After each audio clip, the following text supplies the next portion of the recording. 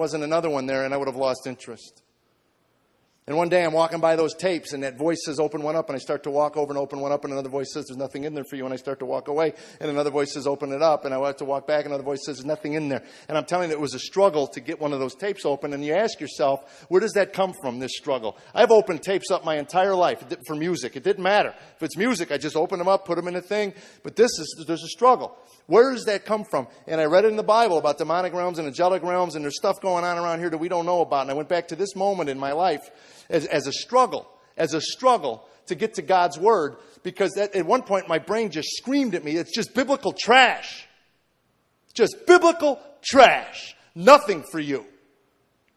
And I don't know why, but I just ripped one open and I threw them on the floor. It was almost like they were hot. I just threw them on the floor. 2 of them in there, and I went, great. And it was Ecclesiastes.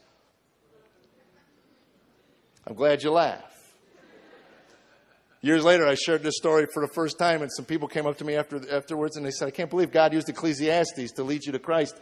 And I go, why? They go, well, it was such a cynical book. I go, well, you didn't know me like he knew me. I have to tell you, from the first time I put that tape in that little tape player and put it on, and I got to tell you, folks, we lost all our front room furniture in the bankruptcy. We had nothing in there but a boombox in our living room and a bookshelf, and that was it. Because God knew if I had a couch, I would have fell asleep before halfway through the tape. So I'm sitting on the floor, and I put this thing in, and I couldn't even pronounce it, Ecclesi. So I got to get the Bible out of the junk drawer, which it hadn't left in a year and a half. It was still there. And I opened it up to this Ecclesiastes, and from the moment I heard meaningless, which is the beginning of the NIV, meaningless, and then the other one is vanity. It's all vanity. Everything on this earth. I mean, my brain went, wow, what is that? Meaningless. That's in the Bible, meaningless. And there it was, right in the first thing, meaningless. And when I got out of that first 45-minute sermon from that pastor was this. This is it in a nutshell. Life without God has no meaning. Without meaning in your life, there's no purpose. And if you don't have purpose for your life, suicide will ultimately be your answer. Wow! I'm not kidding you. That's in the Bible? And at one point, I wanted to run on the lawn, and I wanted to run out in my front lawn and go, has anybody read this thing? Wow! What a book! What a book! Like I was the first guy to ever read the darn thing. And when he talked about his Jesus, not the one that I thought made people pious and holier than thou and self-righteous. No, he talked about a lamb who went to slaughter. He talked about a lamb who got slaughtered, an innocent.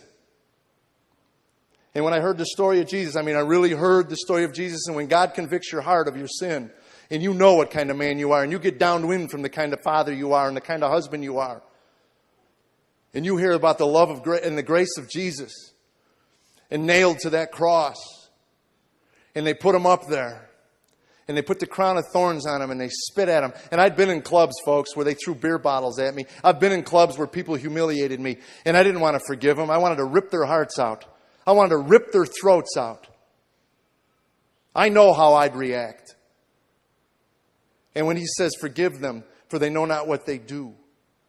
I came to save the world, not condemn the world. And there's no list of sins that are unforgivable. There's no caveat. He didn't sit on that cross and say, everybody but Jeff. Not everybody but Jeff. Everybody. No matter what you've done. When he talked to the prostitute at the well, the religious people I thought I knew wouldn't have anything to do with the prostitute. This Jesus not only sat there and talked to her and told her about her life, but he said, I offer you a water, a living water. Once you drink, you'll never thirst again. It's a spiritual water. I, like the prostitute, said, how do I get that? And my buddy Phil, who kept in touch with me, who gave me those tapes, I was in Dallas, Texas one day, and he said, when I met you, I knew you were looking for something. Have you found it? And I said, all I can think to say is if Jesus Christ is not who he said he was, then I'm a dead man. Solomon was right. If this Jesus, this one that I heard about, will give me purpose, then I want this Jesus. And he said, can you admit you're a sinner? And I went, well, let me think about that one first.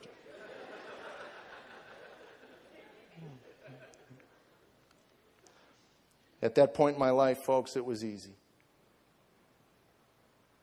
Paul says the law came.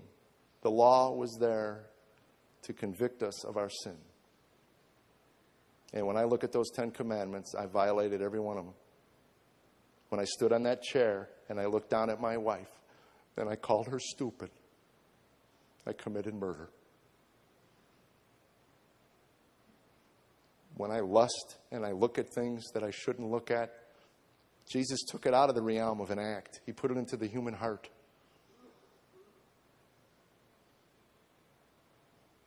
What a gift. Billy Graham said that the day after he committed his life to Christ, all of a sudden the trees were a little greener, the flowers smelled a little better. That's it. The world just looks a little different to me today. I have problems. Tami went through breast cancer. She's okay. I keep forgetting to mention that.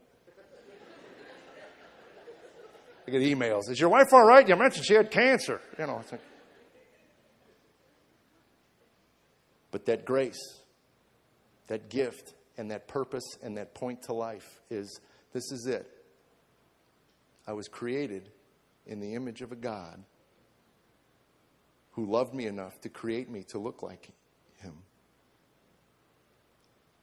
He don't make no trash, folks. He don't make no trash.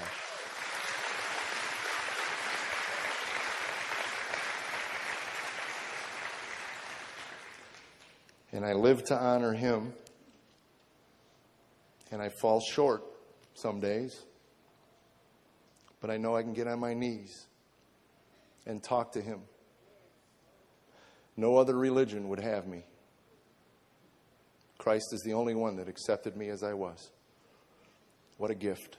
I'd like to leave you with this. I was sitting watching Promise Keepers one day with a notebook next to me. And again, this is how God works. I believe this. And Promise Keepers and a little poem I wrote while I was sitting there, and I haven't written one since. So I got to figure it was God. It wasn't me. And who I was is not who I am. Today I choose to walk a different path. So feel free to throw at me the stones of my past. I will not deny them, but I will gladly receive them and use them to humble me. For today my shield is the Lord. And it's because of who He was and the blood that He shed. I no longer have to run from my past, but I can embrace it and walk with peace to my future. I thank you for letting me share all that, folks, and I apologize for running long. God bless each and every one of you. Thank you very much.